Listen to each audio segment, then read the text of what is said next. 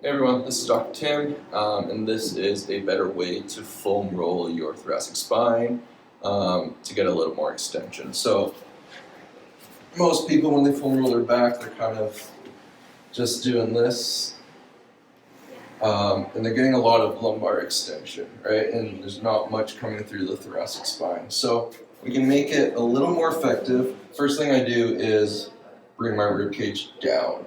So I'm not letting my low back extend, I'm bringing my rib cage down, and I'm going to hold that position throughout the drill. The next thing I do is clasp my hands behind my head, around my neck area, and pull my elbows just together.